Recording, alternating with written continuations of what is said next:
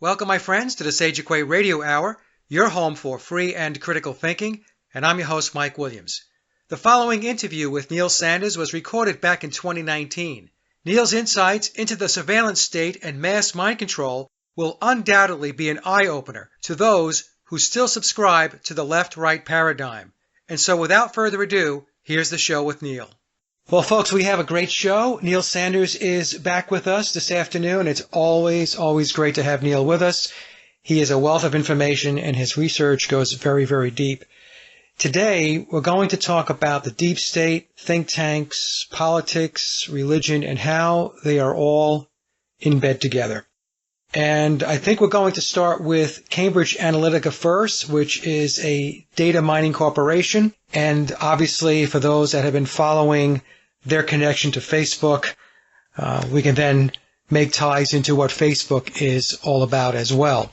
So with that, Neil, again, I want to thank you so much for coming on the show. This is going to be an eye-opener for a lot of people because even though some folks believe they understand the surveillance state and the technology behind the surveillance state, I'm not really sure many are aware of really how deep it goes. Well, thank you. Thank you very much for having me back, Mike. It's always a pleasure. Yeah, Cambridge Analytica. Shall I just dive in? Yes, dive right in with Cambridge. What they are is a data mining psychographics company that offers psychological warfare operations to be based or directed at civilian populations. When for the bidding of for the price of the highest bidder, and it's insane. Their logo is data-driven behavior change, and what they do is they boast of being able to determine the outcome of elections, and that's not by forecasting it or guessing it. It's by providing a propaganda campaign, a secret, clandestine propaganda campaign that will direct people in a certain way by using either fear or anger. And so what they will do is they'll create stories, but it goes a lot deeper than that. They were originally a company called SCL, and it was started by a bloke called Nigel Oakes, who used to knock around with minor royals and has confessed in the past to being an MI5 spy. And what they were doing was they were applying psychological methods of manipulation. He was in advertising, really, but what they decided was that they figured out that if you can use sort of psychological manipulation and using, basically making people frightened or making people angry, you can manipulate them. You can get them into a fight or flight state where they're going to be more easily directed into a certain pattern of behavior. And he started basically using this to overthrow elections and to create, as I say, campaigns whereby and everybody would be convinced of a certain state of affairs that wasn't necessarily happening. The first time that they actually got sort of involved with the UK government, this was when they were still SCL. This was at some sort of trade fair, and what they offered to the UK government was they said that we can convince the public of the UK that there's been a major explosion at a chemical factory down south somewhere. This won't have actually happened, but we'll be able to convince them with news media and trickery that this event has actually happened. And that was the way that the British government went, brilliant, that just sounds really good. So since then they've had loads and loads of contracts with the MOD, the Pentagon, Department of Defence, NATO and various other people like that. They hold what's called a List X clearance. A List X clearance is where you can hold British governments or intelligence documents marked secret and higher. So top secret, classified, all of that. They have access to British intelligence documents and details of spies, details of operations, details of everything that's going on like that. Furthermore, it came out in the court case because Cambridge Analytica, as we'll come on to, was used illegally by the Leave campaigns and semi-legally by Donald Trump. In order to get them elected. Now, what came out during this court case was that Cambridge Analytica was a weapon of British intelligence. It was considered weapons-grade communication tactics and was under export control. And Brittany Kaiser, who's the lady who was testifying, clarified that this meant that they would have to check before its tactics and methodology was deployed anywhere in the world. Now, she didn't clarify exactly who she had to check with or who they had to check with. But very recently, Theresa May got under bother because we've been selling weapons to Saudi Arabia and they've been used to murder people in Yemen. And she justified this by saying, no, there's no way that anything's being done without our knowledge because we have the tightest export controls in the Western world. If that's the case, what that means is that any campaign that's utilised Cambridge Analytica or Cambridge Analytica's methodology or its weapons-grade communication tactics has had to say so from the British government or members of the British government and members of the British intelligence services. On the board, you can see that of this company, they're connected to all the sort of big hitters like Marconi Defence Systems and British military intelligence, British psychological intelligence, the Pentagon, US Marines. They've got people in there loads and loads of people like Jonathan Wheatlands, who used to be the treasurer for the treasurer for a part of the Conservative Party. They've got a huge amount of right-wing Conservative lords. Sir Geoffrey Patty's on there. Ivor Mountbatten's on the board. He's the cousin to the Queen or something, and he worked on her Privy Council. So essentially, you can see that the board of this company, as well as sort of the methodology being a weapon of British intelligence, it's littered with British establishment, very right-wing, aristocratic British establishment, and also connected to defence systems with our allies across the world. So that would be, America, and also an arm of it goes to Israel. So how did this get used? Well, there was two campaigns for the Leave for the EU referendum, which happened a couple of years ago. The campaigns to Leave were Vote Leave and Leave.eu. Vote Leave was the official government campaign, and Leave.eu was the unofficial, bit zany, bit wacky one that wasn't afraid to lie. As it transpired, they both ended up lying. Now, for Leave.eu, Aaron Banks donated £8 million, over £8 million to this campaign, which is an incredibly huge amount of money. It was found that actually the Leave campaign overspent, and they were taken to court for it. But strangely, nothing was done about it because this is a weapon of the British government. So if they're not going to expose themselves more than they actually have to. So how does this work? Well, what they did was that in 2013 or 2013 or 2012, I can't remember, Robert Mercer, who is an American billionaire, who's a hedge fund manager, his daughter's named Rebecca Mercer, and they're connected with artificial intelligence and a group called Renaissance Technologies. They've made billions and billions from hedge fund management, but he's very, very right wing. He basically had to give up his stake with Mercer International and let his daughter take it over because it was revealed that he'd made remarks like he yearned for an all-white America and that he felt that black people shouldn't live in America and that they were better off with slavery and various things like that. So he leans a little to the right. So Robert Mercer in 2013 invested a huge amount of money into SCL and turned the company into Cambridge Analytica and hired people like Alexander Nix and Mike Turnbull. And these are the people that would be later trapped by Channel 4 News, where they were saying that they would do honey traps and they would bribe politicians and give them fake jobs like £2 million a year to work for this company and then expose that this company's got like dodgy links, just really, really dirty, underhanded blackmail techniques that they would use to undermine candidates and such like that. And this was exposed by Channel 4 News. But anyway, so Robert Mercer also put a huge amount of money into Breitbart. Now, not a lot of people know this. With his friend Steve Bannon. Steve Bannon used to work for Goldman Sachs for many, many years. He's an incredibly dodgy character. Anyway, with Mercer's money, Bannon created a semi-legal fund called GAI. And with that, he was able to funnel money into Breitbart via two places. One, the Mercer family, and to the Koch brothers. So basically they did this secretly because the whole point of Breitbart is to seem anti-establishment, which is very important, which this ties into this whole Cambridge Analytica thing. Obviously they're not. They're just really not anti-establishment. Now Steve Bannon actually oversaw, even though Alexander Nix was technically the CEO of Cambridge Analytica, having worked with SCO for many years, he actually oversaw the campaign. He really hyped up the sort of rhetoric that they were pushing out. Now, how did this work? This wasn't just like a sort of normal advertising campaign.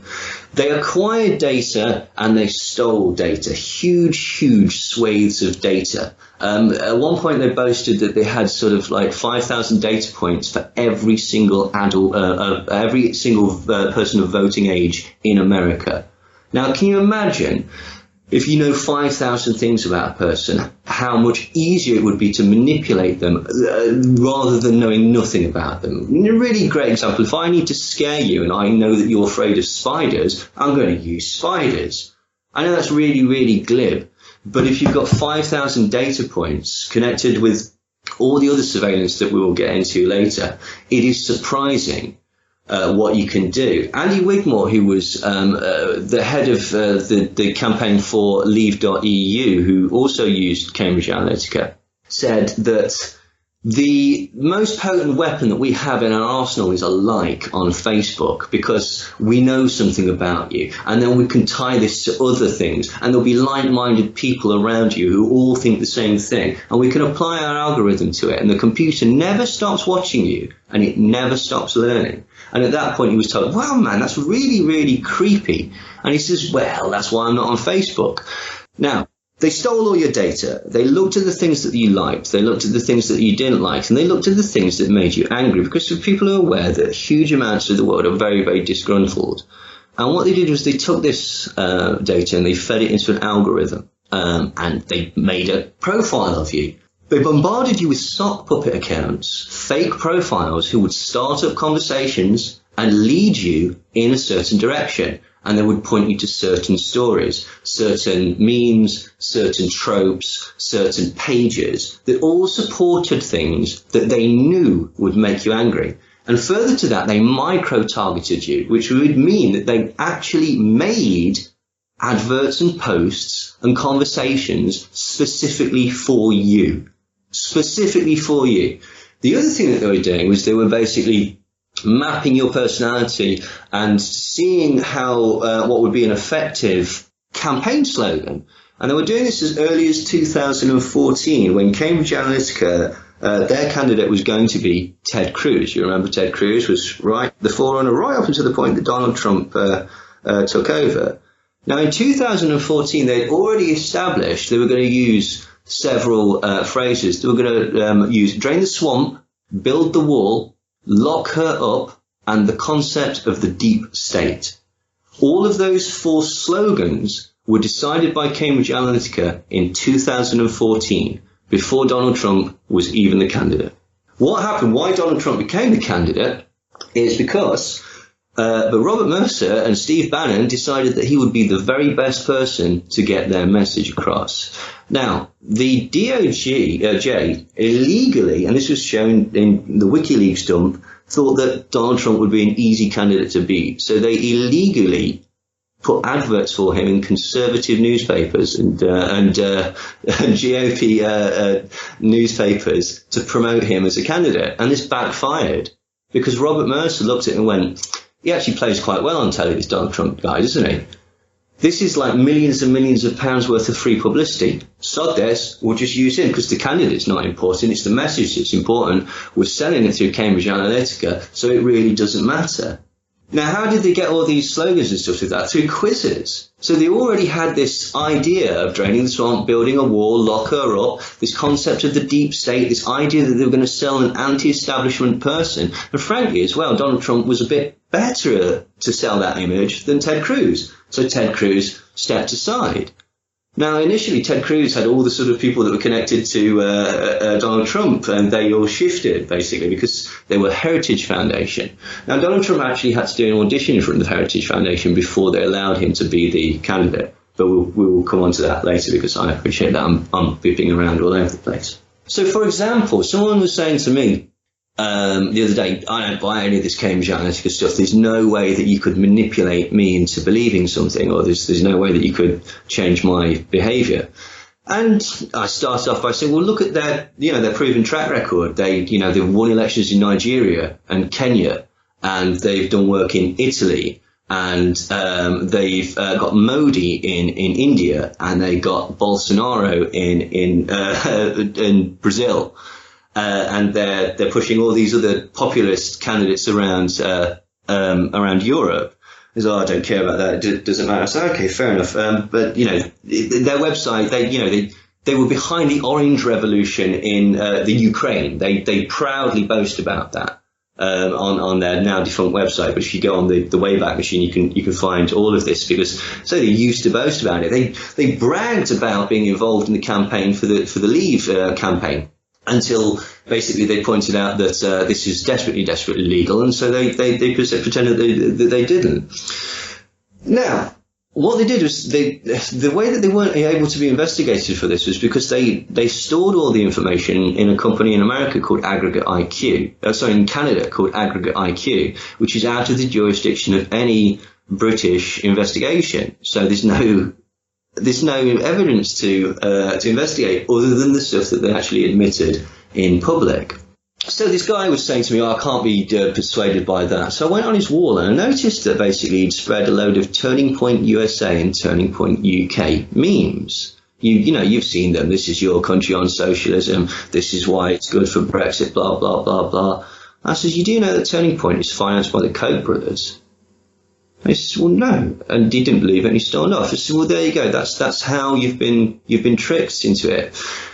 You spread that, which is Koch Industries propaganda, because it appealed to you. They were able to appeal to you because they knew what got you angry. They knew what got you angry because they've been spying on you and manipulating your feelings with lies for months, if not years. And therefore, you're spreading Koch industry propaganda. And this is where the concept of the creation of the alt-right and alternative right-wing media comes into it. All of a sudden, we had a swathe of things like Daily Caller and Rumour Report, and Drudge Report went very right-wing, and InfoWars went very right-wing, and Red Ice Radio went very right-wing, and all of a sudden Richard Spencer's come into the fray, and Ben Shapiro's being very, very right-wing, and Breitbart's really, really popular, and all of this. And we've got this entire sort of node of places where we're spreading similar stories, which is anti-Muslim rhetoric. And if we remember the very words of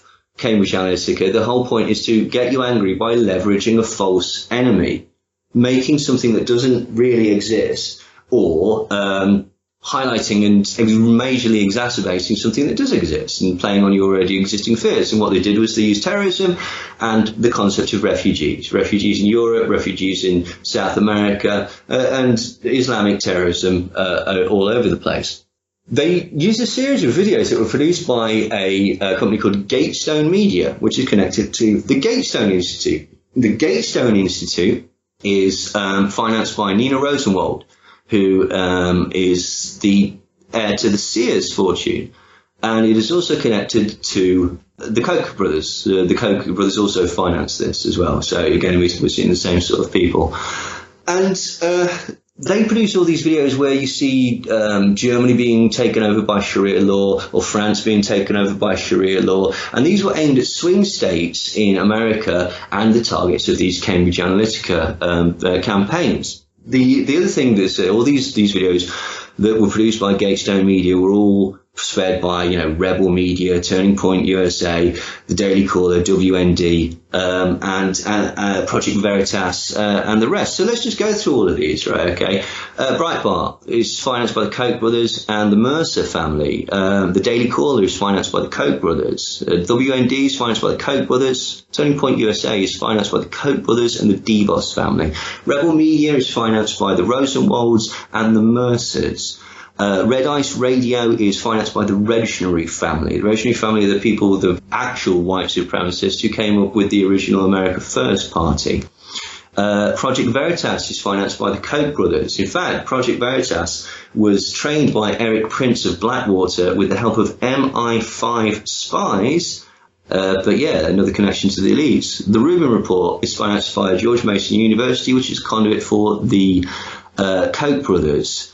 The Washington Free Beacon is financed by the Koch brothers. PragerU is financed by the Wilkes brothers, who own Frack Tech, and by Dennis Prager, who is a member of the Heritage Foundation. Gatestone Media is financed by Nina Rosenwald. So Laura Loomer, Lawrence Southern, Tommy Robinson, all those people who work for Rebel Media, they're all financed by the Koch brothers, the Rosenwalds. The MEF, which is the Middle East Forum, which is a think tank that promotes hard-right, pro-Israeli thought. Sean Hannity, Tucker Carlson, Glenn Beck, they're all financed by the Koch brothers. Richard Spence is financed by the NPI and the Charles Martel Society, which is William Regnery II. So again, all of these people who are spreading this very same message that is integral to these campaigns, this idea of basically spreading fear and by getting inside your head and spreading facts or, fake news, whilst also setting up the premise of fake news to dismiss anybody that goes, hang on, this is nonsense, you're lying here, this is completely ridiculous. So it's the same people putting in money to the same institutes or to all these institutes, to get them to talk about specific things. I mean, it even goes so far as Rush Limbaugh, Tucker Carlson, Sean Hannity, Laura Ingraham, and Glenn Beck have all taken money to talk about certain and hype up certain stories that benefit Koch Industries and keep other stories out of their media, or to poo-poo them as false. So how do you know that Red Ice is funded by somebody? How did you figure that out? There was a conference or something that was put on, and basically they announced on their website that it was financed by the Regneries. It's as straightforward as that. And this is the point. People don't look into this. Like, the Wilkes brothers financed Ben Shapiro. They're not shy about this. You just got to do a bit of digging and look at it. Mostly it's through conduits like the George Mason University or the TPSK or whatever. But Turning Point is known to be a mouthpiece for Koch Industries. So, Charlie Kirk and Candace Owens, despite protesting to be fiercely independent, they're shields for big business. I think what we can say, or what I would say, is that they are being influenced by these groups. Yeah, absolutely. To go in a certain direction. Yeah, and I think a huge amount of people were, and some of it was because basically they were getting financing, and some of it was because that was the way that the tide was turning. There was a distinct list to the right. That's why so many within the conspiracy world, or whatever you want to call it, genuinely think that Donald Trump is actually a decent person because they bought into the trickery. That's why a lot of people genuinely think that leaving the EU is going to be a good idea, because they bought into the trickery. Now, let's just examine. So what did they say? What are they talking about with the EU? Right? Okay, the reason we wanted to leave is to take back control. Take back control, which is Dominic Cummings. He came up with that phrase. Now, if he didn't get that from Cambridge Analytica, our buyer had to eat it, because it basically speaks to that paranoia that they were trying to push forward. So the main reasons that people will put forward that they want to leave the EU were, one, to take back control of our laws, because it was put around there that we're basically under EU law. It was even put about there that the EU is under Napoleonic law, and when the Lisbon Treaty kicks in, then we will be under Napoleonic law as well. And what Napoleonic law means is that basically you're guilty until proven innocent, whereas in England, supposedly we have habeas corpus, which means that you're innocent until proven guilty. Now, the only problem with this is it's rubbish. That's not true at all. In fact, you can disprove it by looking at the European Court of Human Rights. The thing that the UK Tory government keeps trying to get rid of. The fourth principle in that is that you're innocent until proven guilty.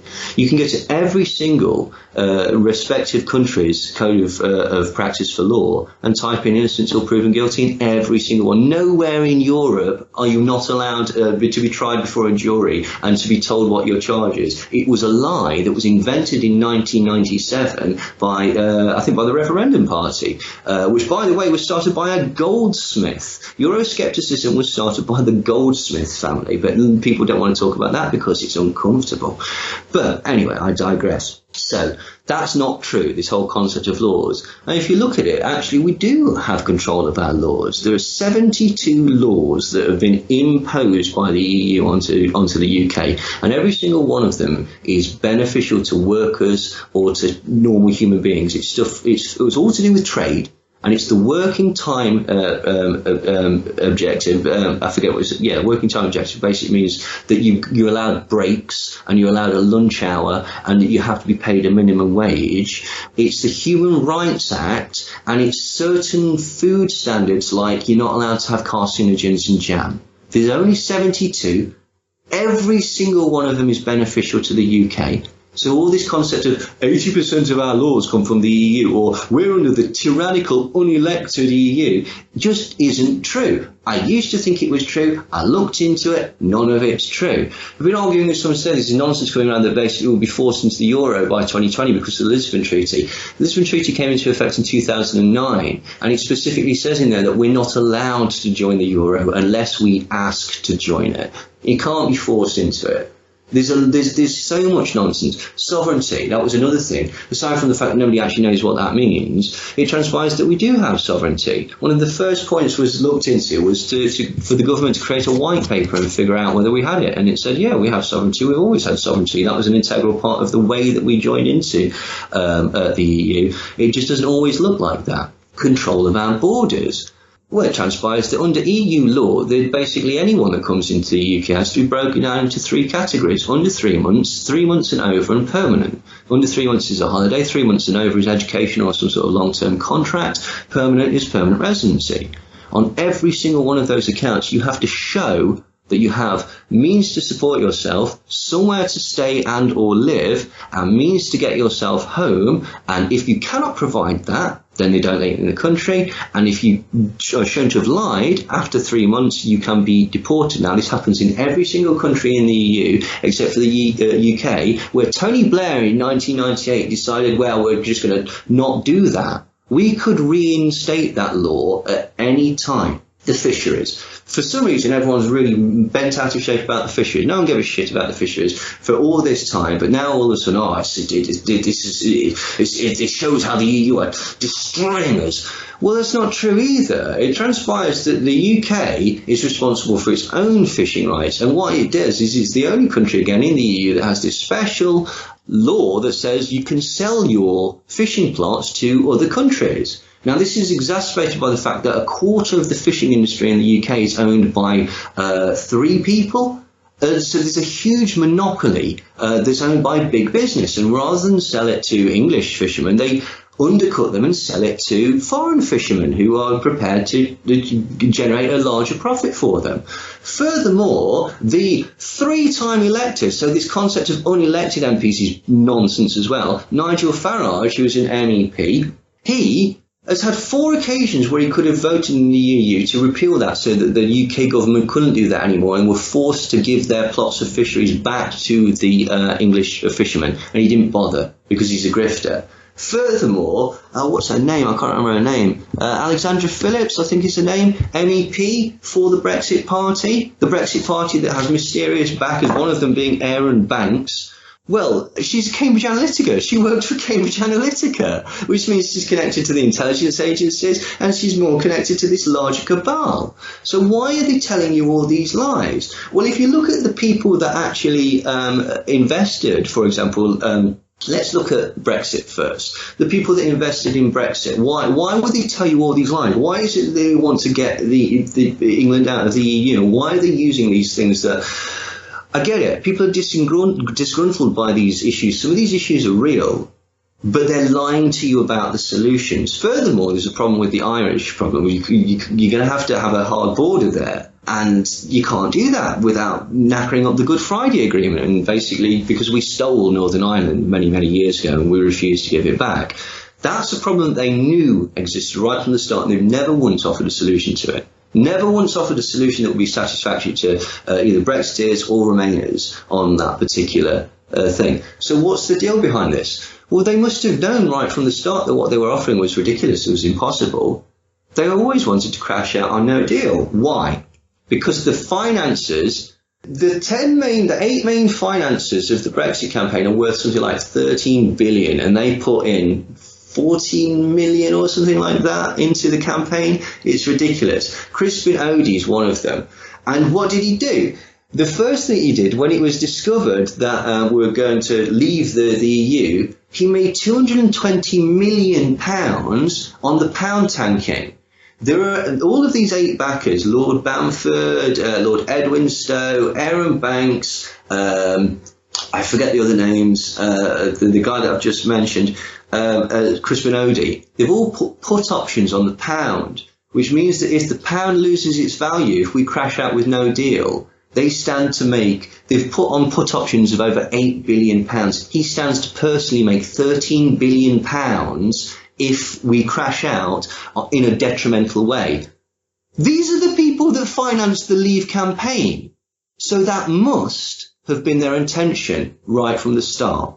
So let me ask you a couple of questions here. Because of the way this has been presented throughout the media, even the alternative media, it sounds to me like your research is saying that the EU, being this evil entity that is just looking to impose oppression on the sovereign states within Europe, is not a true narrative. No, it's not strictly true. No, and the way that it's been sold to us as is a provable lie, as part of a propaganda campaign, in order to get people to rally behind crashing out on a no deal, which was the intention of the Cambridge Analytica campaign, which is connected to British intelligence and all these pound-tanking hedge fund billionaires that are going to make money from disaster capitalism.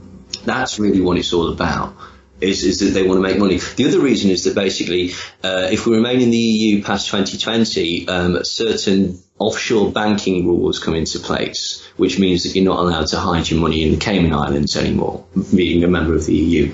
So that will benefit the ultra wealthy. This is the point. Now, do I think the EU is brilliant? No. Do I think that it's bureaucratic, arrogant, overstuffed, badly needs reforming? Yes. Do I think it's financially beneficial for the UK to remain in the EU? Yes. Every single metric has shown, in fact, the government's own figures showed that we put in £137 million a week and we get back £2.6 billion in overall compensation for this, because the trade that is generated by this adds to 4% of our GDP. I've seen it as high as 10%, but that was the 2016, our own government's own figures. The membership of the EU contributes to 4% of our gross national product, which constitutes 2.6 billion a week benefit. Everything that I was told that I believed turned out to be a lie. The stuff about the laws, the stuff about sovereignty, the stuff about the encroaching EU army, it's not a thing. The stuff about all this, and it's nonsense. And furthermore, what I've discovered is that when we crash out without a deal, which, by the way, is if we go to WTO rules, what we're doing there, do you know what economic sanctions is? Economic sanctions is a warfare tactic where we stop a nation from trading with other people. Well, we're ripping up hundreds and hundreds of trade deals so that immediately we'll be in a position of self-imposed economic sanctions. That's not hyperbole. That's not Project Fear. That's just a practical, tangible fact of what that particular route actually is going to do to us. And it's silly. But furthermore, what I've discovered is that the only sort of things that are being offered afterwards are trade deals with America and trade deals with certain elements of Australia. The problem with that is essentially we become America's poodle. So this concept of taking back control and being upset about 72 trade laws, well, if we start trading with America, we're going to have to go to American food and medical standards, which I don't mean to be offensive, but they're not to as high a standard as in the EU. And that will just be part of the trade deal. That's the point.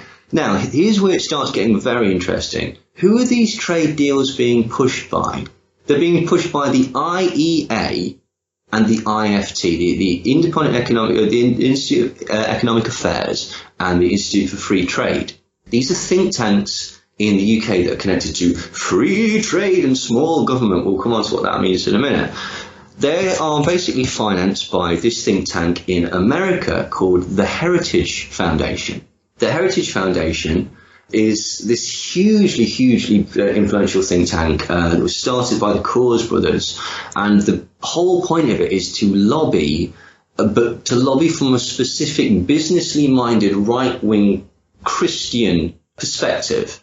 And a very sort of hardline Christian perspective, and their influence is incredible. And I've got a list here. It's a little indulgent, but if you just indulge me on this, Mike, this will give you a sort of an overview and an explanation of where this all ties together, right? So Cambridge Analytica, which we've just talked about, is the thing that was there to get you angry, the weapons grade technology, the weapon of MI5. It's financed by the Mercers, who are Heritage Foundation, and Steve Bannon, who's a member of the Heritage Foundation and the CNP. And this was done with the help of British intelligence. The Thatcher government, Margaret Thatcher, based its policies entirely on the Heritage Foundation's recommendations to privatise British industry, so British Petroleum, British Aerospace, Cable and Wireless, Amersham International, National Freight, Brit Oil, Associated British Ports, Enterprise Oil, Jaguar, British Telecoms, British Shipbuilders, British Gas, British Airways, Rolls-Royce, BAA, British Steel, British Water and British Electricity were all privatised in the UK at the request of the Heritage Foundation. The Reagan doctrine and the Reagan administration were based on recommendations from the Heritage Foundation. They have a manual that they give out to the people that they support called the Mandate for Leadership. Now, when Reagan went in, 67% of the policies that were recommended in this Mandate for Leadership were put into action directly by the Reagan administration. Obamacare was a policy that initially came from the Heritage Foundation. The Clinton policy of removing welfare from huge swathes of people in the USA, which was called PRWORA, was a Heritage Foundation policy. Operation Desert Storm was Heritage Foundation policy. The IEA, who were desperately trying to privatise the NHS and has arch Brexiteers David Davis, Boris Johnson, Daniel Hannan, Liam Fox, Michael Gove under its wing, is financed and associated with the Heritage Foundation. Turning Point UK, which is connected to Jacob Rees-Mogg and wants to privatise the NHS and arrange for the UK to reduce its food standards to the FDA, is also connected to the Heritage Foundation. Turning Point USA, who made a star of Candace Owens and Charlie Kirk, are financed by the Koch brothers, who are Heritage Foundation, and by Betsy DeVos, who is Heritage Foundation. William Regenery, who financed Richard Spencer and whose far-right pro-Nazi grandfather came up with the phrase America First, is also connected to the Heritage Foundation. He also published a series of books by Donald Trump and was involved in a telephone campaign and internet campaign to try and get him elected. Dinesh D'Souza is also a Heritage Foundation member. Reverend Jerry Falwell was a Heritage Foundation member, and his political party, the Moral Majority, was also financed by the Heritage Foundation and created by them. The Bruges Society, who's a pro-Brexit group, is financed by the Heritage Foundation. The Mont Pelerin Society, who's a pro-Brexit group, is financed by the Heritage Foundation. ALEC, they're basically a company that helps facilitate things for business, and they help roll back environmental protections and for the Dakota pipeline that we were really bothered about up until Trump told us not to be bothered about. They're Koch Industries, so that's Heritage Foundation. Donald Trump actually had to audition before the Heritage Foundation, later the CNP, before they would back him for candidate. The Heritage Foundation are that powerful that in 2007, when Rudolph Giuliani said that he was standing, the Heritage Foundation said that they would split the Republican Party by putting their own candidate forward if he didn't back off, because he wasn't anti-abortion enough for them. So Rudolph Giuliani stood down. Who did they get in? They got they got McCain, and the reason that McCain was allowed to run was because Sarah Palin was his running mate. Sarah Palin is CNP, which is the more secretive version of the Heritage Foundation. The tax cut that Trump introduced was Heritage Foundation policy. Rollbacks on workers' rights and LGBT protections are all Heritage Foundation policy. The attempted coup in Venezuela was part of the Heritage Foundation's policy to install a USA-friendly ruler who would give his OPEC vote to the USA, thus allowing the USA to have control of world oil prices. Bolsonaro was elected in Brazil with the help from the Cambridge Analytica and then changed the country country's oil policy to favour the USA. This was a Heritage Foundation policy. The Atlas network of pro-USA think tanks designed to interfere with South American politics is a Heritage Foundation offshoot. Trump has installed over 60 members of the Heritage Foundation in his administration, and that just means in the back office. That's not these ones that I'm just about to mention. Neil Gorsuch, Brett Kavanaugh, Betsy DeVos, Jeff Sessions, Scott Pruitt, Mick Mulvaney, Rick Perry, Mike Pompeo, John Bolton, and Mike Pence are all Heritage Foundation and were all proposed for their respective positions by the Heritage Foundation. Steve Bannon, Mike Pence and Kellyanne Conway are members of the CNP, which is a more exclusive level of the Heritage Foundation, as is Rebecca and Robert Mercer. And Ron Paul, actually. Breitbart was set up with money from the Koch brothers and the Mercers and run by Steve Bannon, all of which are Heritage Foundation and CNP. AFP, Americans for Prosperity, they founded the Tea Party movement. They were founded by the Heritage Foundation. The Mercers and the Koch brothers also financed James O'Keefe and Project Veritas. Dave Rubin is financed by the Koch brothers, Heritage Foundation. Rush Limbaugh, Tucker Carlson, Sean Hannity, Laura Ingraham are financed by the Koch brothers, which is Heritage Foundation, to keep certain stories down and to hype others on their respective shows. The Daily Caller is financed by the Koch brothers, which are Heritage Foundation. Rebel Media is financed by the Mercers, the Koch brothers, the MEF, and Betsy DeVos. Three of those are Heritage Foundation. Gatestone Media is financed by the Koch brothers, and the Rosenwalds. Koch brothers are Heritage Foundation. Glenn Beck was financed by the Koch brothers, Heritage Foundation. Ben Shapiro is financed by the Wilkes brothers, who are Heritage Foundation. And PragerU is financed by the Wilkes brothers, Heritage Foundation, and Dennis Prager. Now, this is where it gets weird. The Heritage Foundation was founded with money from the Coors brothers and set up by a gentleman called Edward Forner and Paul Weyrich. Paul Weyrich was thought not to be a good person to do this because he was friends with a well-known Nazi collaborator called Laszlo Pastor. But as all the Heritage Foundation members are basically connected to the World Anti-Communist League, which is a euphemism for very, very pro-Nazi, that was the least of their troubles. But they needed some more money, so they got it from the Unification Church of Sun Myung Moon. The Unification Church was started by three people: Sun Myung Moon, who suddenly started to believe that he was Jesus, a CIA operative and Japanese fascist called Sasakawa, and a CIA operative and Japanese fascist called Kodama, who were basically they were brutal murderers of fascists that were taken under the wing of the CIA after the Second World War and became operatives for them. So these three people, along with the KCIA, which was the South American Intelligence Agency, long known to have been financed by the CIA, they decided that they would stump up a huge amount of cash via the newly formed Unification Church, which many believe to be an MK Ultra offshoot and an MK Ultra mind control cult.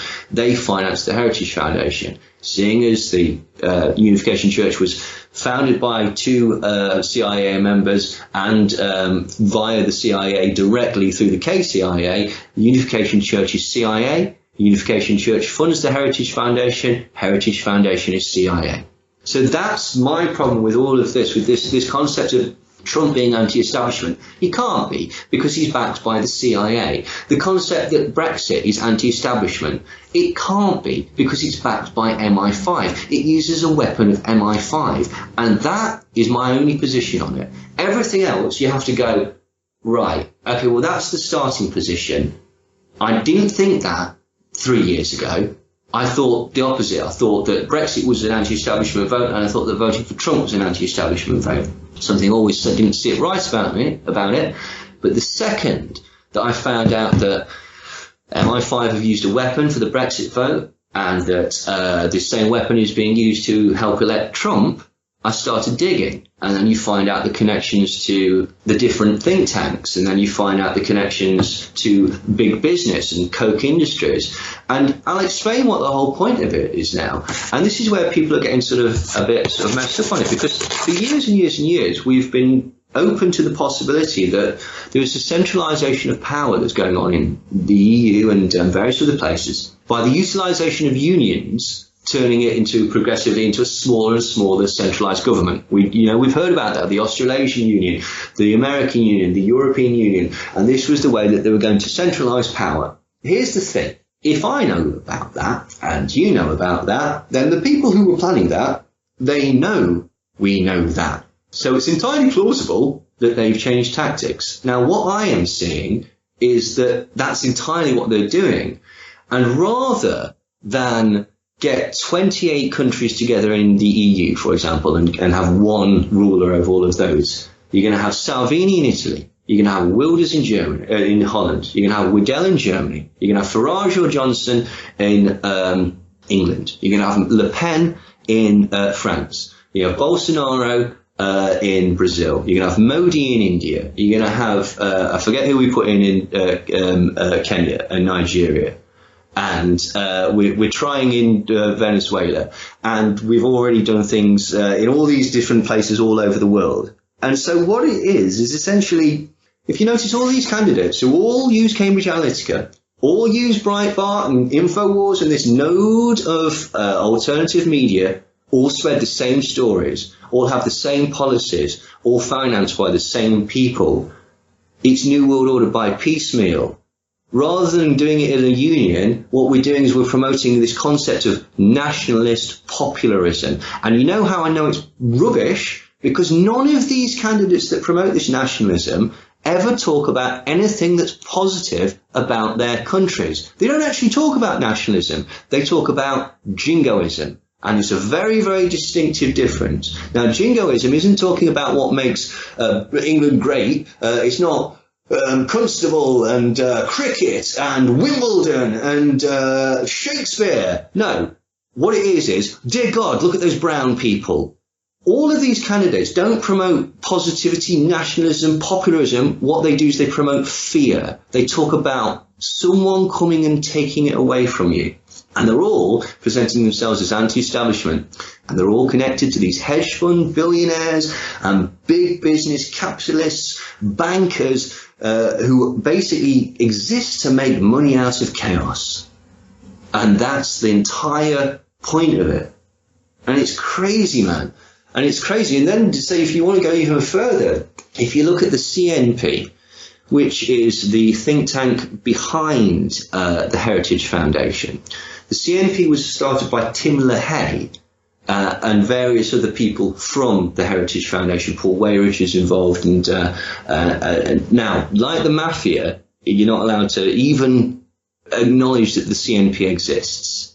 But the CNP has members like Pence and Kellyanne Conway. All of them are in very, very high positions. It's actually incredibly worrying that a think tank that is so secretive is so prevalent in US politics. Now, what they are into hardcore Old Testament. The other thing is that the Heritage Foundation and the CNP, they're essentially seeded from Fred Koch, who's the Koch brothers' dad, and Fred Trump and the Coors brothers' father, who were all members of the John Birch Society.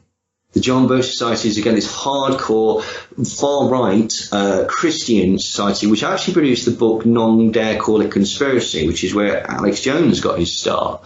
Now, they're the people that basically see communists, a communist conspiracy anywhere. Everywhere that you go, it's communist. It's communist, communist, communist, communist.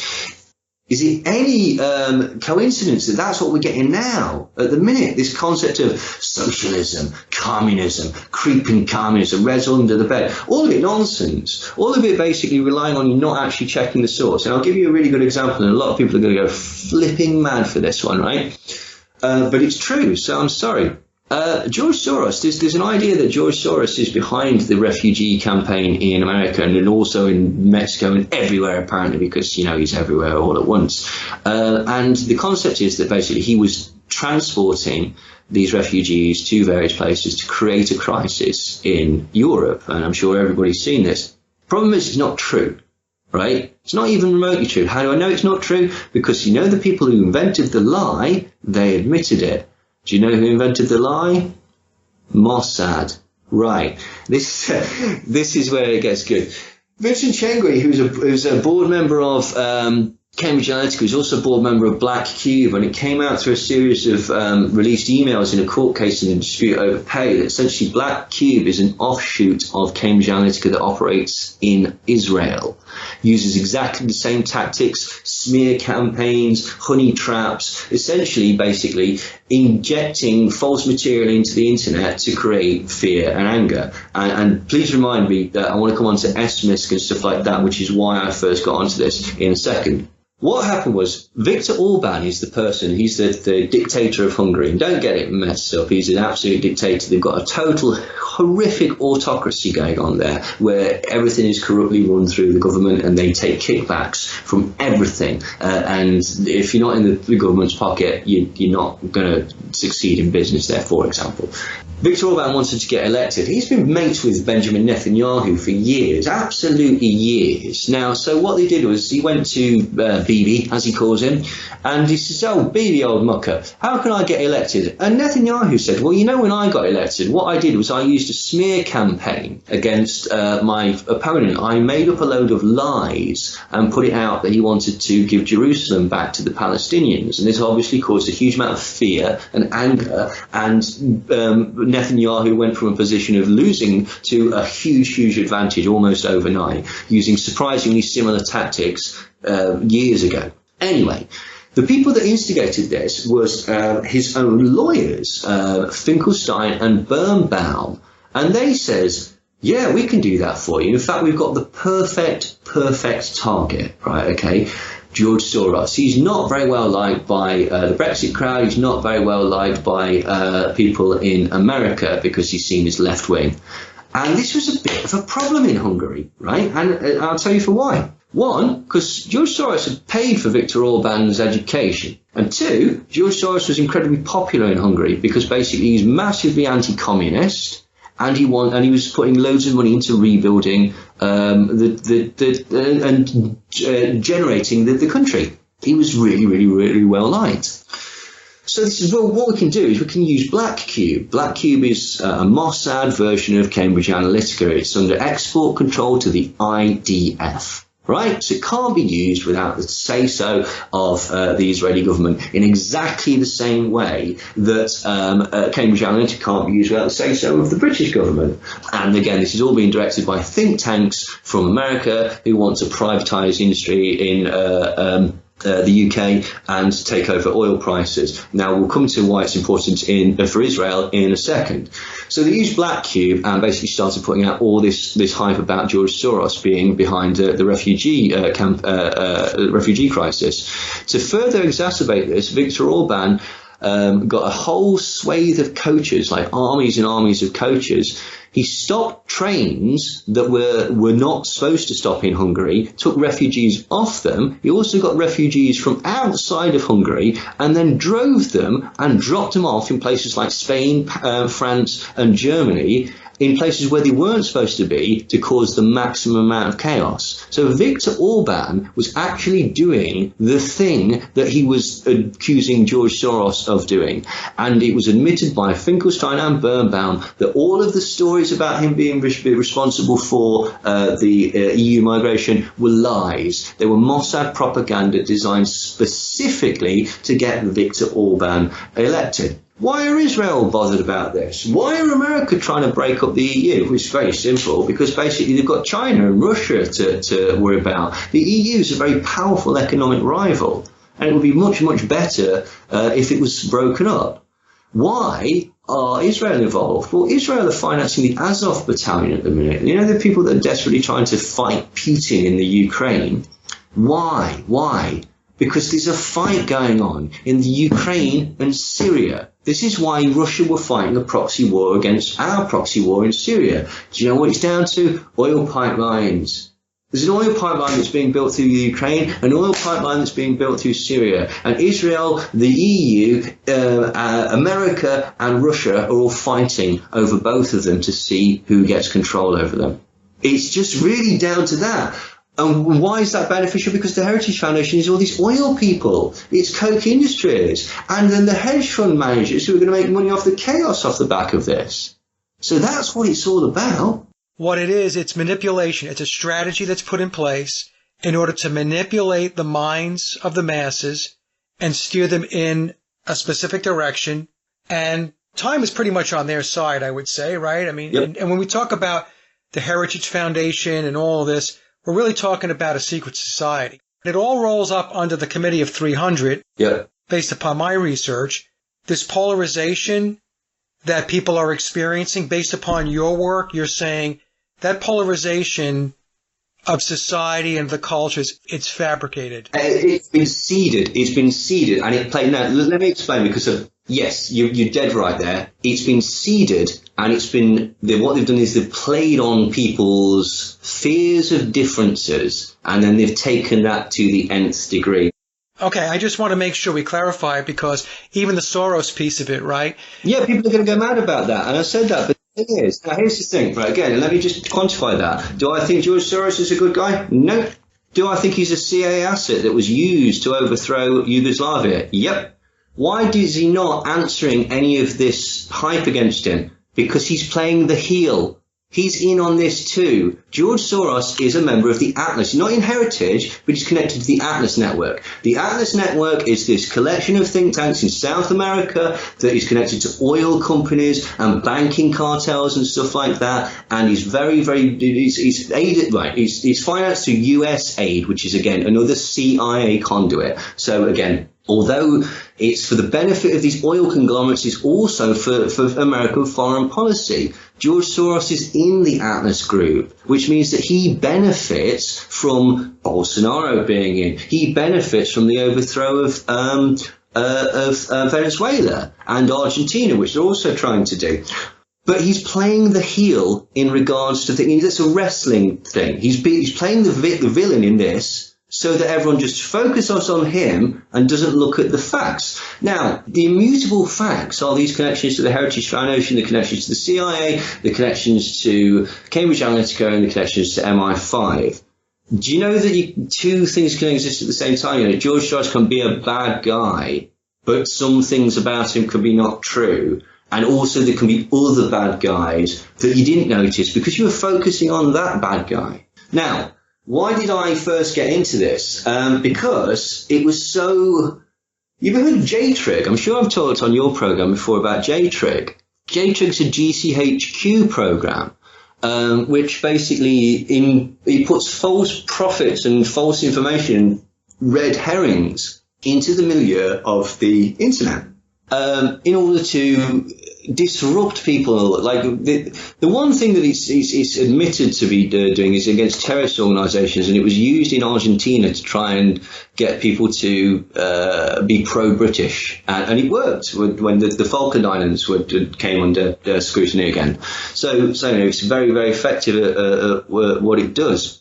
But it can be used against any combatant or anybody that's considered an enemy of the state. Now, this has got incredible powers. It can just, create stories. It can plant stuff on your computer. It can shut stories down. It can destroy websites. It can, but the basic gist of it is to spread false information around the internet. And that's remarkably similar to what Cambridge Analytica are doing. And then the connection to MI5, the connection to GCHQ, you go, well, I wonder if this is part of the same thing. And at the same time, you've got loads of operations going on with the Pentagon. One of them was called SMISC. Now, SMISC, strategic manipulation in social communication. The whole point of that is to try and manipulate people's emotions online. Facebook had got caught doing this a few years ago. Again, David Petraeus admitted to it. It was CIA-run programs.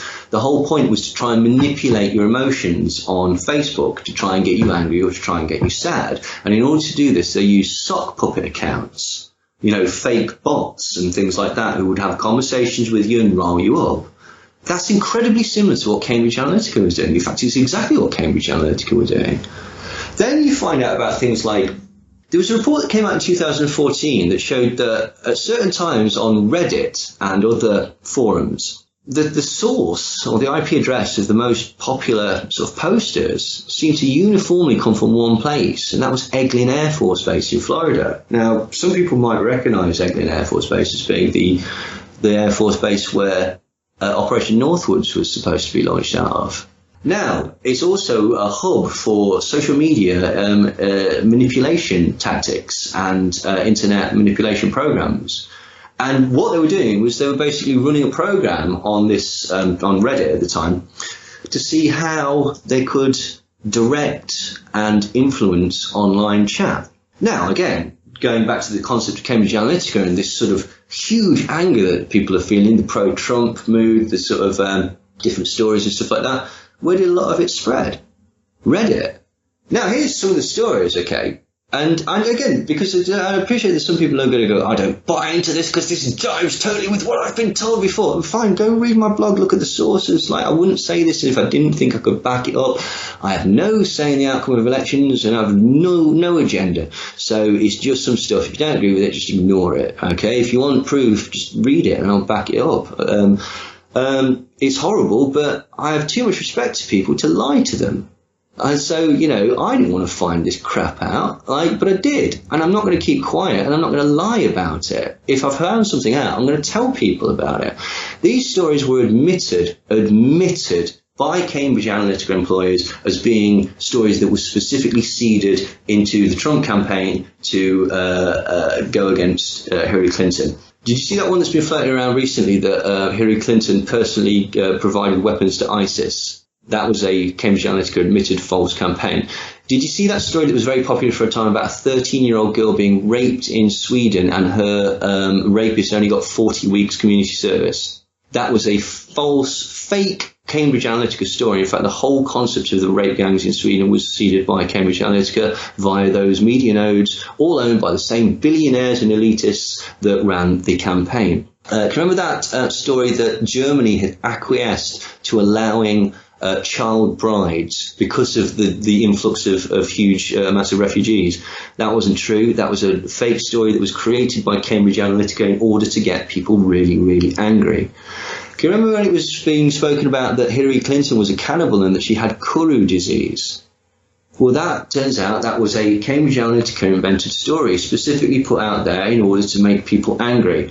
Can you remember when it was said that Hillary Clinton had had a stroke? I saw that on InfoWars. That turned out to be an admitted Cambridge Analytica false story that was put out there to make people angry. Can you remember when it was said that Donald Trump was being supported by the Pope? That was an admitted false story that was put out there to actually not make people angry, to be a pro-Donald Trump story. So this is it. This is all admitted. And that's really the sort of gist of it, to be quite honest. And so I know it jives against what a lot of people have sort of been thinking for a long time, but I can back it all up. I'm sure you can, Neil. I will tell you, though, that, and I'm glad we're having this conversation, but there are going to be people in our community that are going to lose their shit over this. Yeah, I'm sure there are. Like, you know, and the important thing to understand about any sort of propaganda as well is that basically, which is what Cambridge Analytica is, it's a propaganda machine, psychological warfare operation. It's got to have an element of truth in it. Otherwise, there's got to have an element of truth. People knew that Hillary Clinton was terrible. And that's how they played on that. That's why they got that lock her up chant. People knew that they felt disgruntled and that the elites were tricking them. That's why they used the deep state thing. But it's a trick. Now, here's the thing. I, again, believe all this sort of stuff as well until I found this out. But you know, when you're faced with new facts that contradict what you've thought before, you check them. And you know, if they're right, you have to incorporate that into your worldview. Exactly. Like, it's like with Charles Manson, like, okay, I used to think he was a mind control victim, right up to the point where I was looking at it and stuff like that, and I was like, no, I don't think he's a mind control victim. I think that basically the whole story is a concoction to hide a drug deal, as we've talked about before. But I had to reposition my thinking on that. And again, you know, when you have Mossad admitting that these stories about George Soros, I made that up. They admitted it. Look it up. Finkelstein and Birnbaum. They admitted it. Further to that, all the Soros groups that were kicked out of Hungary, you know, this concept of like he was trying to overthrow the country with by a series of conduits, etc., etc., etc. He wasn't. None of those 200 companies were connected to Soros in any way. It was the Amnesty International and the Red Cross and numerous anti-corruption and human rights organisations. Why would a dictator like Orban is, with a horrible, horrible human rights record and a corruption record, want to kick anti-corruption and anti-human rights and human rights investigative organisations out of his country? Well, it's so he can get away with stuff. It's very obvious. Salvini is basically backed by Cambridge Analytica as well. They admitted it again. They got rid of their website, but they didn't realise that you can actually still find it on the Wayback Machine. And they put a huge amount of money into a Italian organisation, a fringe organisation in the north of the country that had never seen such popularity before 2013. And you look at it, it's like Salvini went from this to this. Salvini was meeting with Trump before Trump was even the candidate. And he was meeting with Breitbart and Robert Mercer and William Regnary and all of these people and the Gatestone Institute in order to get his message out. So it's the same people. It's the same people, the same media, the same billionaires, the same backers backing all these popularist politicians that are selling you this idea in the same way that I've used this analogy before. It's very unpleasant, but in the same way that a paedophile will tell you that there's puppies and ice cream in the back of a van. There's not puppies and ice cream in the back of the van. It's much, much worse in the back of that van, right? But this is the point. It's the most audacious mind control program that I've ever seen. And it involves media, politicians, cults, religious organizations, social media, micro-targeting, quizzes, psychological manipulation, psychological warfare, communications tactics. It involves the intelligence agencies. It involves billionaires, election rigging. It's insane, and it's real. It's unbelievable. That's the problem, right? Is that the vast majority of the people, 99.9% of them, don't see this. They'll never see it, and it's going to be a very small portion of the population that are going to be able to push back that curtain and see what's behind it, especially to the degree, Neil, that you're taking us through here. But I did want to ask you about InfoWars because just to give the audience a little bit of background, like a lot of us in the truth community and the alternative research community, we got started with InfoWars years ago. Absolutely. I love his old stuff. You're damn right. The Bohemian Grove stuff and Terror Storm was great, and the one on the elections, the Skull and Bones elections, all these police state ones were fantastic. The DVD he did on Endgame I thought was very good. Yeah. But then what I saw, Neil, was I saw the switch thrown. Yes. And the switch was thrown when Trump entered into the equation. The thing is, it's sort of kind of twofold. One, Alex Jones is whether he is John Birch Society or not, he's constantly talked about John Birch Society and extolled it as a positive thing. When Trump was on, he described Donald Trump as more of a John Birch president. He was a John Birch president. Donald Trump's father was in the John Birch Society. John Birch Society is connected to Heritage Foundation, and this is all the same people, and then the CNP. So there is entirely a possibility that it was via that he actually genuinely felt that this was, let's give him the benefit of the doubt, that he believed that these guys are good guys, didn't understand the connection to the Heritage Foundation or didn't care, and just felt that Donald Trump was the right thing. I don't think that. I think he took some money from Robert Mercer, because if you remember, basically he was really sort of hot on Breitbart and Steve Bannon and stuff like that, right up until The Fire and the Fury came out, when basically Bannon became persona non grata. And they certainly, as you say, took a very, very ideological lean to the right, and they started attacking the Democrats rather than, they used to basically say, we're centre, we don't believe in the left or the right wing, they're both the same wings, the same bird, and et cetera, et cetera, et cetera. And I've noticed that it's a right shift, because I get called a lefty all the time, because I'm pointing out that Donald Trump's bad, the Conservative Party is bad, and all these people are far right, Christian, evangelical, and nutcases connected to disaster capitalists, and they're all bad. And people go, "Oh, well, you're just a lefty, aren't you?" It's like, no. The right wing are in power now. Vote some left wing people back in, and I'll have a go at them. I read my books. I was perfectly happy to have a go at Obama. I was perfectly happy to have a go at Bill Clinton. And if Hillary Clinton would have won, I'd have been rallying against that evil cow right now. Okay, so stop that, because it's such a straw man argument. Just look at the actual evidence, okay, and debate me on the points of the evidence rather than just going, "Ooh, you're a lefty."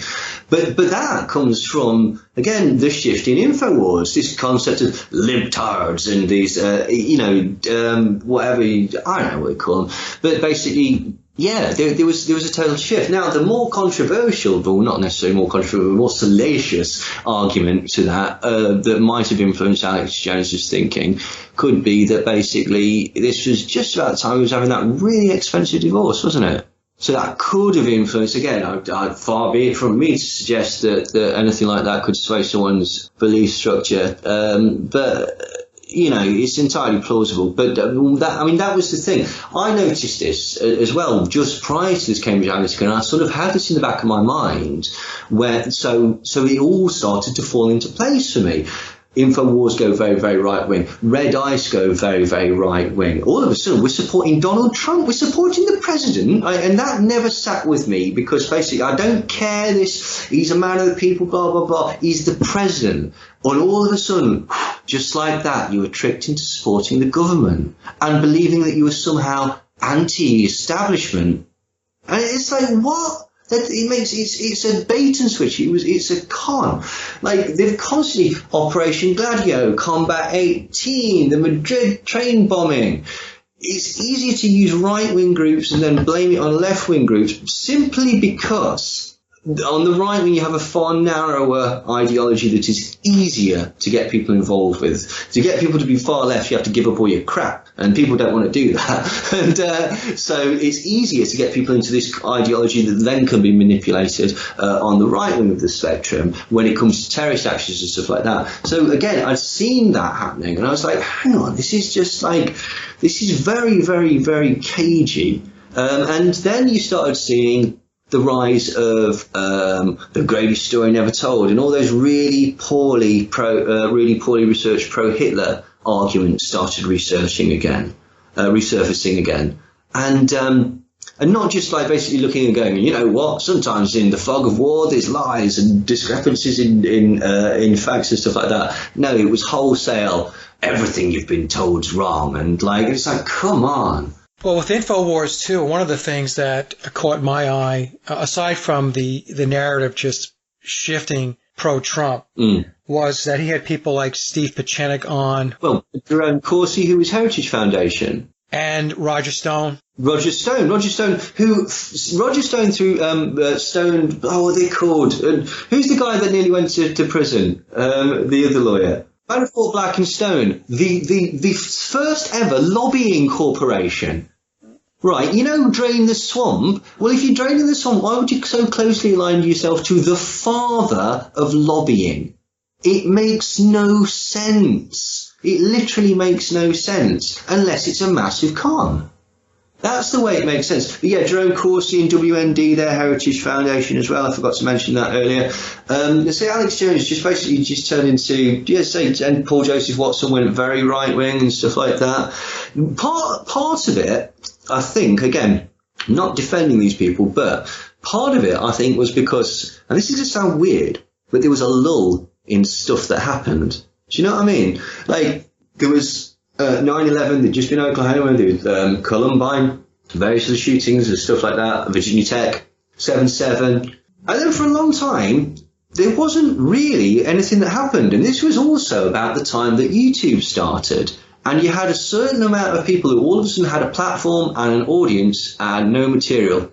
And do you know what I mean? Yeah, slim pickings, yeah. Yeah, so many of these things, right, okay, rely on people not actually reading the text. Yeah. So some people are very new to this concept and they would go mad because they think that I'm either calling them stupid or basically saying that they were tricked or basically that I'm a shill or that I'm getting money from the Open Society Forum or whatever that bloody thing's called.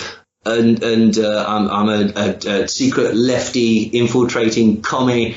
It's like, don't be daft. Like, just don't be stupid. Aside from anything, right? Okay, people keep saying that. So what? Communism? And it's like, no, you morons. Like, I know about mind control. Right? Why would I want something that's totalitarian? Of course, I wouldn't want that. Okay, but I can also see a grift when it's happening, and that's the point. Have a look at the blogs. And actually, I'm rubbish at this. I'm releasing the whole blog as a book soon, and it's going to have an extra chapter at the end that sums everything up and and explains it all, and it's far more easier to take in as a book in the substance of it. But also it's out there as an audio file. Right, it's a £5 for 7 hours of me rabbiting on about this stuff, which you either love or absolutely hate. But so you can go and get that from my website, or you can read the blog for free on the website. Check all the source material. You can look, as I've not made a single thing up. I've got absolutely no reason to make anything up. I don't get anything out of this. In fact, as you say, it's actually stupid. I put off talking about this for ages until I was absolutely 100% sure, because as you say, I know that people are going to go, no, that's not right. This is no. And I say, please, have a look at the evidence. If you don't think I'm right about the evidence, come and chat to me about it politely and point out where I'm wrong, because that's how we learn. Yeah, I've been to your blog, Neil, and your information that you post and you put up there is very well researched, and so I will vouch for that. I highly recommend that anybody who is having difficulty with this conversation, that they make their way over to the blog. If you really want to discover and explore and get to the truth, then, like Neil said earlier, and I've said on a number of my own shows, you have to go where the research takes you. And sometimes that research takes you to places that you're not comfortable with, because these are things that don't jive with your current position.